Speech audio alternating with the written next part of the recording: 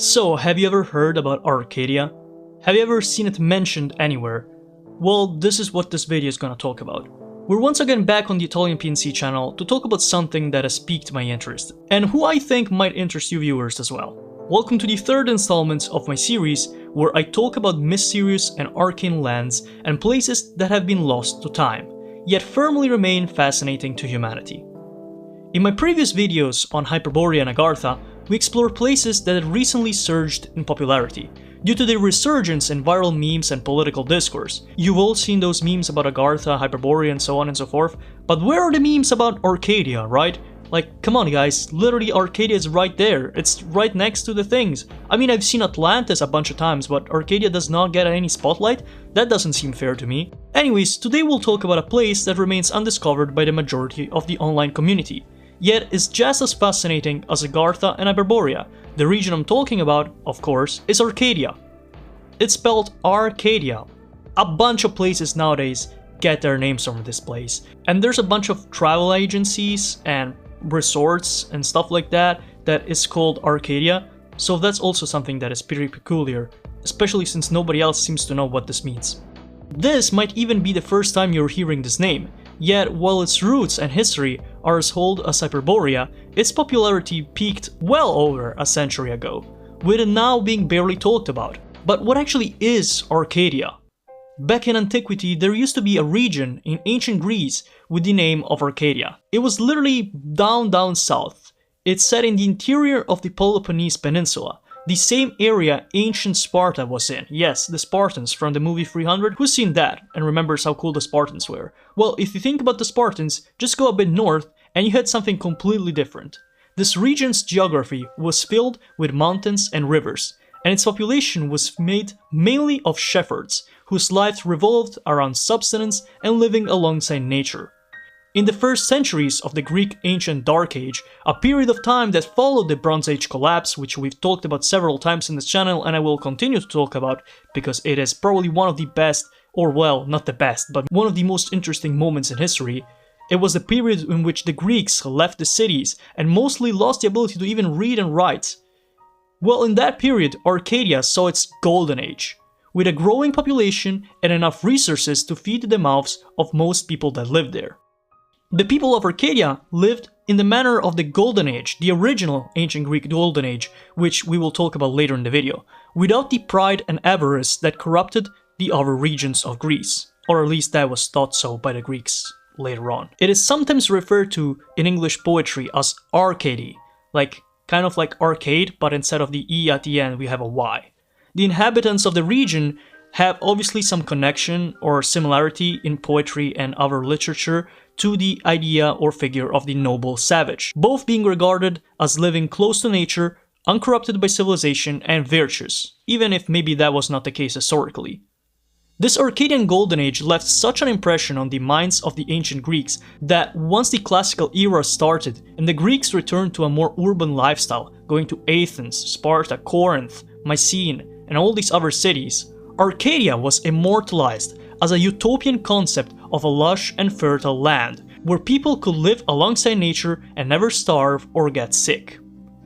This vision of Arcadia as a realm of nature was enhanced by the fact that the cult of Pan started in this region.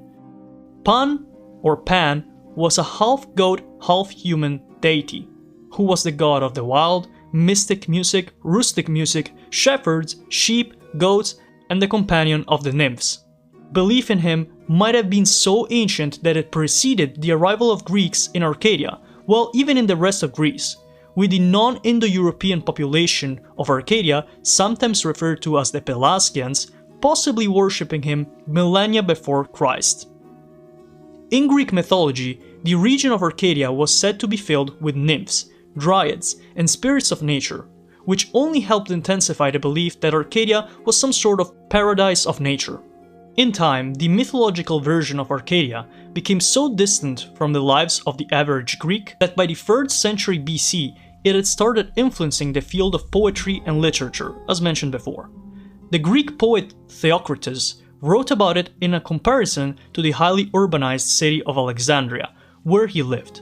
Yes, that Alexandria, the one with the famous Library of Alexandria, the one that went into flames and destroyed half of the knowledge of the ancient world. Well, maybe that's not the case, but you know, it's very well known. Well, he lived in that Alexandria, and yet he was like thinking about and reminiscing about a better time, a better rural time, where people lived in these highlands, in these hills of Arcadia, like without fear of starving, without fear of getting sick, without war, without anything. It was a highly idealized time.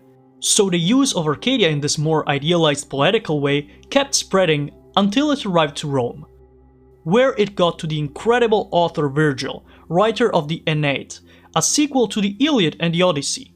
Virgil used Arcadia as inspiration to write the Bucolics, where the setting is in between the Arcadian topography and the Sicilian hills, where Pan lives and singing, dancing and pastoral themes are everywhere. By this point, the idea of Arcadia had been entrenched in literature, but it remained highly linked with Greek mythology, but that also would change, even if slowly. During the Middle Ages, belief in pagan Greek or Roman polytheism waned, and Christianity triumphed, with it spreading in most of Europe and the Middle East throughout the centuries, getting to all points of the Mediterranean. The fall of Rome and the migration era brought to many societal changes, one of which was the return to the countryside and the abandonment of cities. Thus, the idea of a utopian rural society became less popular and less desired, and with the mass loss of literacy, ancient Greek and Roman stories of Arcadia were lost to time for the first time. Only in the Renaissance, over 2 millennia from its golden age, Arcadia regained its popularity. People of Renaissance Europe were interested in the arts and literature of antiquity, and the cities were booming, so did the wishes of a utopian, perfect, natural paradise, now influenced by the biblical story of the Garden of Eden. In fact, we can closely relate the concept of Arcadia to the concept of utopianism, derived from a book named Utopia written by Thomas More in 1516.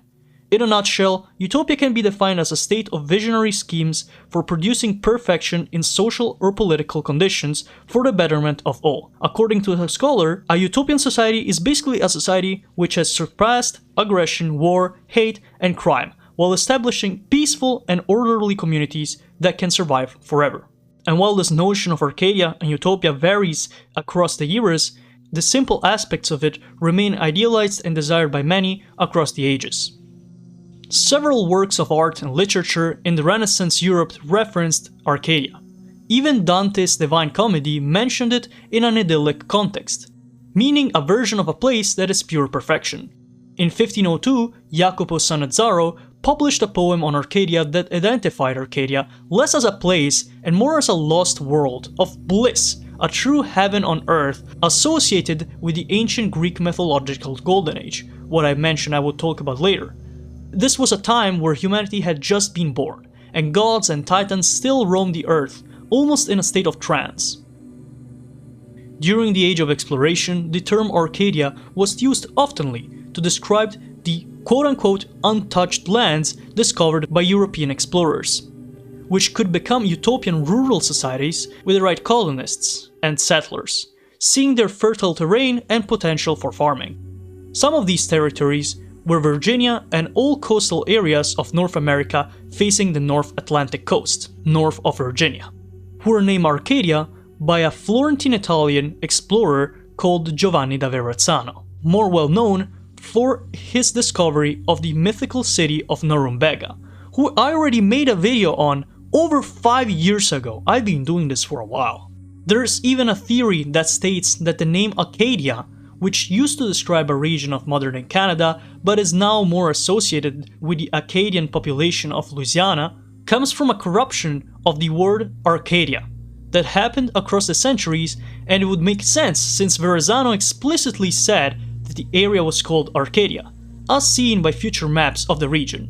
Small detour here, I couldn't actually find maps that showed the area called Arcadia, only maps that could call it Arcadia, so I don't know how much truth this is, but apparently this is what it said, so I don't know, check for yourself I guess.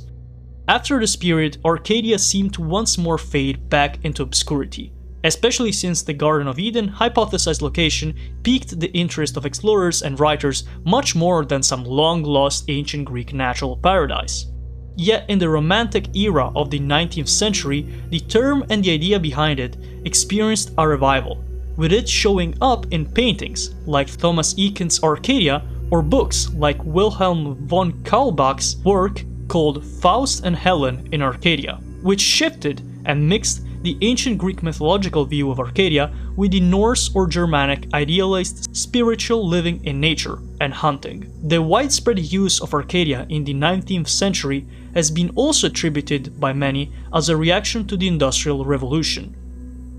As people were forced to change their lifestyles from rural farmers and artisans into city-dwelling workers, the dream of an idealized life in the green hills of a beautiful region where there was no poverty or sickness became much more desired. This anti-technology vision of the world, often linked with Luddism, a 19th century anti-technological progress movement, was what captured the essence of Arcadia and kept it popular into the 20th century, as both agrarian socialist movements on the left and rural fascism on the right idealized Arcadia as their version of a perfect civilization. But as technology progressed even further and we arrived to the digital age, Arcadia lost most of its attraction, because people nowadays can't think of living without smart devices, digital devices, or other modern tools, and in general, rural societies have been decreasing worldwide. Despite this, Arcadia remains a popular concept in sci-fi and fantasy settings, both in medieval fantasy worlds and post-apocalyptic scenarios, where humans are forced to return to the basics of nature and don't have access to modern tech. Even in sci-fi settings, like the colonization and terraforming of other parts of the galaxy, Arcadia shows up as an ideal, where humans, stranded in places far away from the center of Earth, have to make do with the little they have and find happiness in simplicity. That's about it when it comes to Arcadia. I hope you enjoyed this video and I hope you found this topic interesting. I sure did. It took me a lot of time to research. There's a lot of things to get into when it comes to Arcadia, and I think the reason why a lot of people don't know it is just because it hasn't really gone viral, because I guess it's not really palatable as much as Agartha or Hyperborea are. These are places you just go to and experience these kind of magical events to some extent. While in the case of Arcadia, it's more like an idealized place, something that you actually have to bring upon, unless you can travel back in time to the golden age of Greece or something, but that's not as plausible. So with that said, I hope you enjoyed this video and subscribe to the channel, like the video if you enjoyed it. This new series I'm making on these like shorter video content formats where I talk about these topics in detail hasn't really done that well on my channel, but I don't care. It's been a lot of fun to do and I think the people that like it really do enjoy it. So with that said, see you next time, bye.